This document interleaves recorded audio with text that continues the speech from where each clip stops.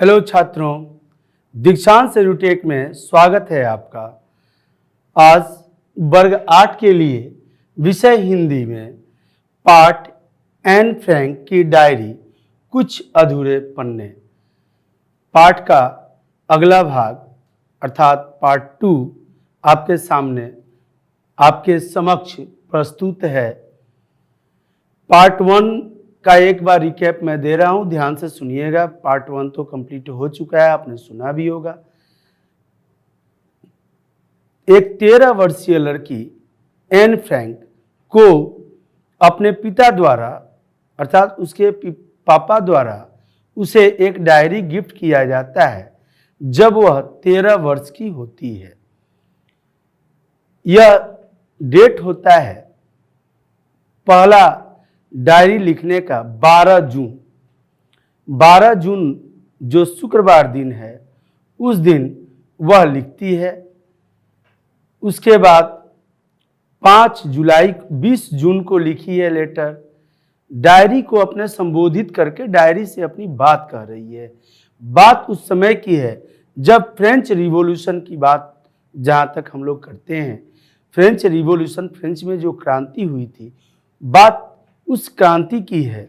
उस समय जर्मनी में इनके जो पापा हैं, वो उनके पिताजी आकर के वहाँ पर बसोबास किए थे और जर्मनी में धीरे धीरे इनका पढ़ना लिखना आदि सब कुछ एक बार में ही ठप हो चुका था और अब ये अज्ञात स्थान पर आए हुए थे रहने के लिए। अज्ञात स्थान मतलब कि चारों तरफ लोग हैं, फिर भी उसके बीच में एक यहूदी छुप कर रहते थे। दिन भर आवाज तक अपने घर में से नहीं निकालते थे।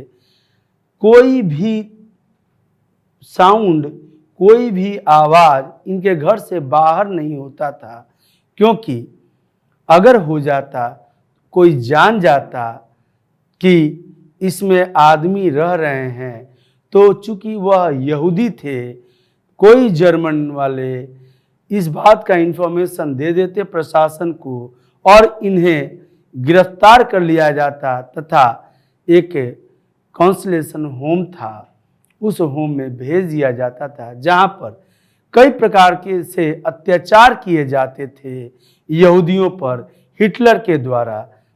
और हिटलर जब यहूदियों पर अत्याचार करते थे तो अमानवीय तरीके से अत्याचार करते थे। इस बात की चिंता थी एन फ्रैंक के पिता को। अतः वो अपने पूरे परिवार, जिस परिवार में 4 सदस्य, पिता, माता और एन फ्रैंक 2 बहनें थीं, इन चारों के साथ एन फ्रैंक छोटी थी और इसकी बड़ी बहन 16 वर्ष की है। यह अपने मन के विचार को, मन विचार को अपने डायरी में लिख रही है, जिसमें इसने उस समय के तत्कालीन विधि व्यवस्था एवं सुव्यवस्था तथा अवस्थाओं के बारे में यह चर्चा करते हुए अपने डायरी से अपनी बात कह रही है। उसे बिल्कुल ही अच्छा नहीं लग रहा है। तनिक सोचने वाली बात है कि जब कोई बच्चा अपने स्कूल नहीं जाएगा, अपने मित्रों से नहीं मिलेगा, खेल कूद नहीं पाएगा, अगर उसको कह दिया जाए, 13-14 वर्ष का बच्चा है, उसको कह दिया जाए, मान लीजिए आप ही को कह दिया जाए कि एकदम चुपचाप बैठना है, घर में बैठना है, 1 पिन ड्रॉप का भी साउंड नहीं होना चाहिए, तो क्या संभव है? नहीं है। लेकिन भय वो चीज है, डर वो चीज है जो असंभव को भी संभव कर देती है। वही हुआ था एन फ्रैंक के साथ। और उस स्थिति में एन फ्रैंक अपने मन के विचारों को अपने डायरी में लिख रही है, जिसे लिखने के बाद एन फ्रैंक की मृत्यु हो जाती है।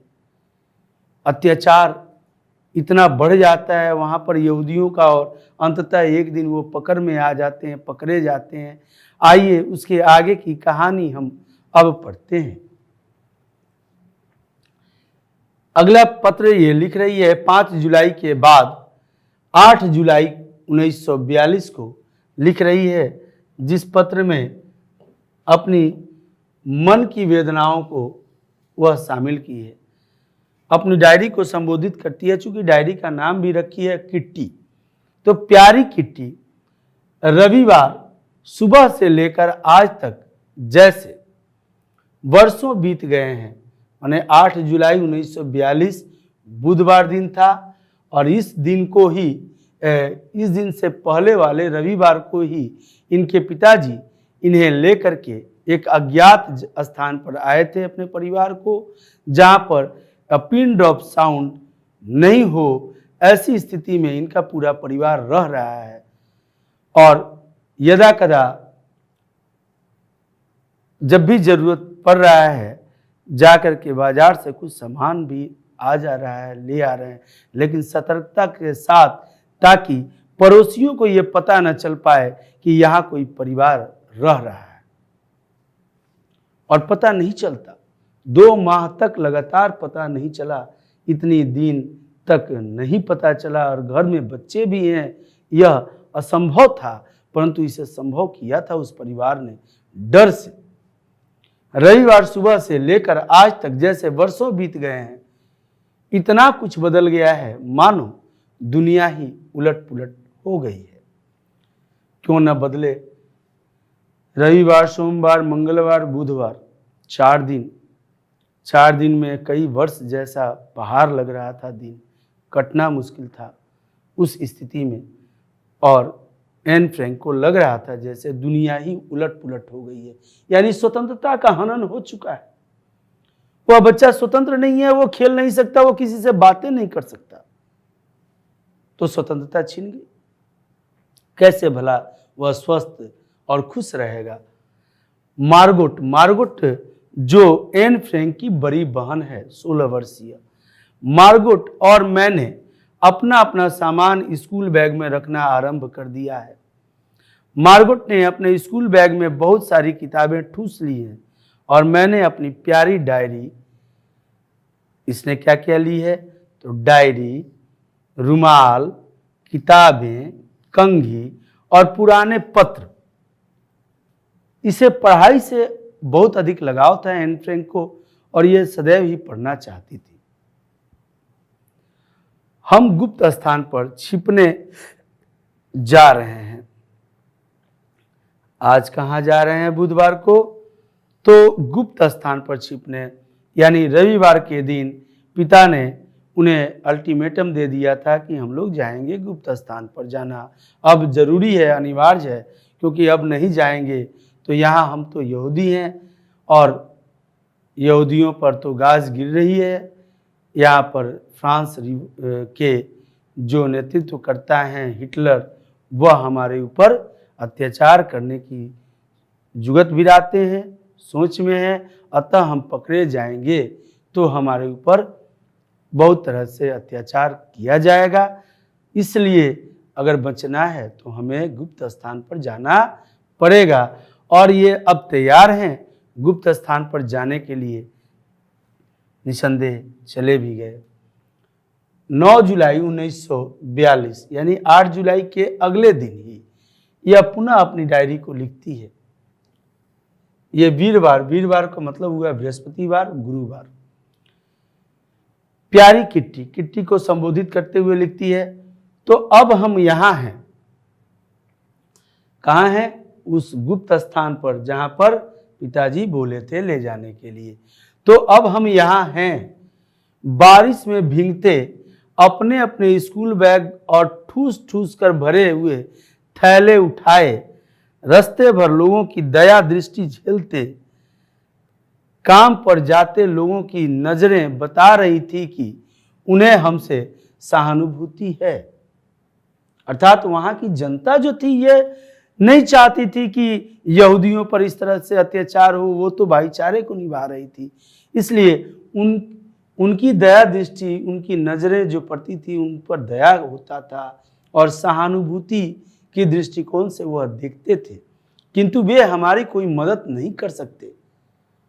हमारा पीला तारा, जैसा कि इसके पहले वाले पार्ट में हम लोगों ने पढ़ा कि जर्मनी में रहने वाले यहूदियों को एक कार्ड, एक तारा, पीले रंग का तारा दिया गया था, जिसे उन्हें हमेशा पहन के रहना है, जिससे यह आसानी से पहचाना जा सके कि इस भीड़ में यहूदी कौन और कितने हैं।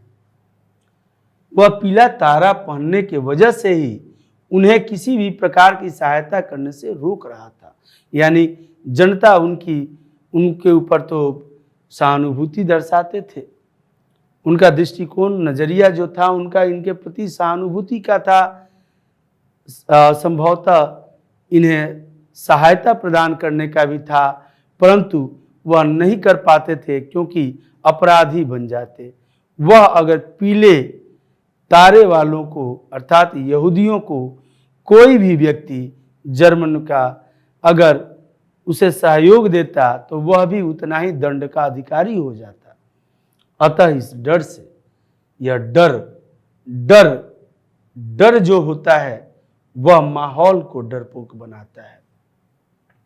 वहाँ स्वतंत्रता से काम नहीं किया जा सकता, और जहाँ कोई व्यक्ति स्वतंत्रता पूर्वक कार्य नहीं करते, निसंदेह वहाँ का कार्य सही नहीं होता। यह गुप्त स्थान पापा के ऑफिस की इमारत थी। यह गुप्त स्थान कहाँ था? तो पापा के ऑफिस की इमारत उसी बिल्डिंग में गुप्त स्थान थी। इमारत का वर्णन इस प्रकार है, और इमारत का वर्णन भी करती है कैसे। इमारत की सबसे निचली मंजिल गोदाम तथा भंडार घर के रूप में प्रयोग की जाती थी। सीढ़ियों के ऊपर बने दाईं ओर के दरवाजे से हमारी गुप्त एनेक्सी का रास्ता था। एनेक्सी अर्थात वह रूम, वह कमरा जहाँ पर वो लोग रह रहे थे, उनके गुप्त कमरे का स्थान वहीं से जाता था। कहाँ से? तो सीढ़ियों के ऊपर बने दाईं ओर के दरवाजे से एनेक्सी का रास्ता था। कोई सोच भी नहीं सकता कि इस दरवाजे के पीछे इतने कमरे हो सकते हैं, और वो दरवाजा भी ऐसा था जो दीवार की तरह लगता था। सहज रूप से कोई यह नहीं समझ सकता था कि उस दरवाजे के पीछे इतने कमरे थे जहां पर ये लोग रह रहे थे।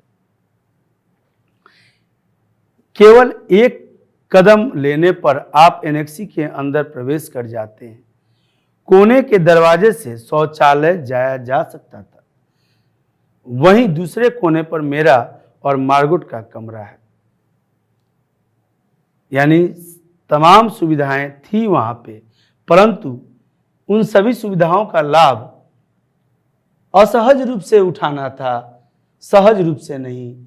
बोल नहीं सकते, बातें नहीं कर सकते, चहल पहल नहीं हो सकती, एक सामान उठा कर दूसरे जगह रखने का आवाज न हो, ऐसी स्थितियां उत्पन्न थी वहां पर। एन तुम्हारी एन, और प्रत्येक अपने पत्र के अंत में तुम्हारी एन, यह लिखने की कला जो थी, एन फ्रैंक की अपने डायरी को संबोधित करके यूं मानो जैसे अपनी सहेली से कोई बात अपनी कह रही है, और निसंदेह वो अपनी सहेली ही मानती थी। अगला पत्र उन्होंने लिखा 11 जुलाई 1942 को।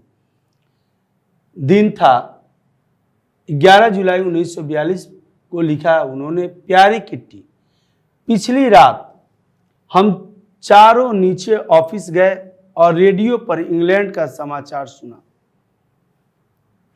मैं इतना डर गई कि कोई भी मुझे अपने पापा से आग्रह करते सुन सकता था।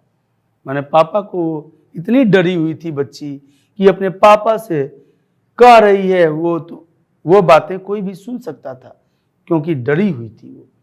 क्या मम्मी मेरी चिंता समझ गई और मुझे ऊपर ले आई। मम्मी डर गई थी, मम्मी भी समझ गई मेरी चिंता को और ऊपर लेके भागी। हम कुछ भी करते, हमें यह डर रहता कि कोई पड़ोसी सुन न ले। हमने पहले ही दिन खिड़कियों और दीवारों पर पर्दे लगा दिए। वास्तव में हम खिड़की से बाहर देख नहीं सकते हैं और हमें बिल्कुल चुप रहना पड़ता था ताकि निचली मंजिल के लोग हमें सुन न लें। सोचिए, इस बात का भय कि हमारे निचले मंजिल के लोग, ऊपर वाले मंजिल के लोग सुन न लें हमारी बातें, इसलिए वह एक एकदम शांत, साइलेंट, एकदम साइलेंट, किसी तरह की कोई आवाज नहीं। एक सुई भी गिरे तो उसकी आवाज होती है। और भला सोच लीजिए कि कैसे वो लोग रहते थे जिससे कोई आवाज नहीं होती थी। कितनी डरी, कितनी सहमी सी बच्ची। 21 अगस्त 1942 दिन शुक्रवार था। 21 अगस्त 1942 को फिर लिखती है वो प्यारी किट्टी को ये तमाम जानकारियां जो हमें प्राप्त हो रही है उसके डायरी से ही प्राप्त हो रही है। छात्रों, डायरी लिखना एक कला है, एक सद्बुद्धिता का कार्य है। डायरी में हम लिखे हुए हमारे तमाम वो बातें जो कि हम भी अपने ही साथ घटित हुई बातों को भूल जाया करते हैं, उन बातों को डायरी कभी भी भूलती नहीं बल्कि अपने आगोश में समाहित किए हुए रहती है। और जब उसके आगोश में ये समाहित होता है तो हम कभी भी देख सकते हैं। अगला पत्र जो लिखी है, अब हमारी गुप्त एनेक्सी सचमुच गुप्त स्थान बन गई है, यानी कि आदत पड़ गई है रहने की। अब उस तरह से बहुत से घरों की तलाशी ली जा रही है, छिपाई गई साइकिलों की खोज में। यह बात थी कि यहूदियों के पास साइकिल नहीं होना चाहिए, वह बस, ट्राम आदि यातायात के साधनों का प्रयोग नहीं कर सकते, उन्हें पैदल जाना है। 3 बजे से 5 बजे तक के बीच में वह अपने घरों में ढुक जाएं, अन्यथा रात 8 बजे से लेकर सुबह 6 बजे तक उनके लिए मानो कर्फ्यू ही लागू था। अगर पकड़े गए तो पूरे परिवार के साथ जितने यहूदी होंगे उन सबको यंत्रणाएं दी जाएंगी, सजा दी जाएगी और उनके साथ दुर्व्यवहार किया जाएगा। श्री बुगलर ने हमें सुझाव दिया, बुगलर उनके पिता के मित्र, उन्होंने सुझाव दिया कि हमें प्रवेश द्वार पर एक किताबों का रैक लगा देना चाहिए। यह रैक कब्जों से लटका हुआ है और दरवाजे की तरह खुल जाता है। और उन्होंने जो सुझाव दिया वहाँ पर एक किताब का बुक स्टॉल लगा दिए, एक किताब का स्टॉल बना दिया गया मुख्य दरवाजे पर, ताकि यह सहजता से, आसानी से यह कोई ना समझ ले कि इसके अंदर कमरा भी हो सकता है, वो लोग समझें कि ये एंड पॉइंट है। अब हमें जब कभी नीचे झुककर और छलांग लगाकर ऐसा करने से अक्सर हमारे माथे पर चोट लगने के कारण गुमड़ बन जाते थे। गुमड़ अर्थात गोले, माथे पर चोट बार बार लगने से गोले बन गए थे। बचने के लिए आदमी क्या क्या नहीं करता है, आगे देखते हैं छात्रों। 21 सितंबर 1942 दिन सोमवार था। 21 सितंबर को फिर लिखती है कि प्यारी किट्टी, आज मैं तुम्हें एनेक्सी की सामान्य सा लगने वाली बातें बताती हूँ। एनेक्सी जिस जगह पे वो लोग रह रहे हैं उस जगह की सामान्य सी लगने वाली बात क्या क्या है। तो मेरे बिस्तर पर एक लैंप लगा दिया गया है ताकि भविष्य में बंदूक की आवाज सुनते ही मैं तार खींच कर लाइट जला सकूं। अभी मैं ऐसा नहीं कर सकती क्योंकि अभी हमारी खिड़की दिन रात खुली रहती है ताकि हम ताजी सांस ले सकें। पर्दे तो लगे हुए हैं लेकिन खिड़की खुली रहती है ताकि हवा आए। आजकल रोज ही कोई ना कोई बात हो रही है, मगर मैं बहुत थकी हुई हूँ और लिखने में आलस महसूस कर रही हूँ। तुम्हारी एन, यानी कि वो थक भी गई है। बताओ, बैठे बैठे कोई थक सकता है क्या? जी हाँ, काम करते करते तो लोग थकते ही हैं, लेकिन उस थकावट तथा बैठे हुए थकावट में काफ़ी अंतर होता है। बैठे हुए थकावट बोरिंग महसूस कराने वाला होता है, जबकि काम करने वाला थकावट आदमी को खुशी खुशी रखता है और आनंदित करता है। धीरे धीरे स्थितियां बदलती जा रही थी फ्रांस की, और फ्रांस की स्थितियां बदलने के साथ साथ यहूदियों के मन के डर भी बढ़ते ही जा रहे थे।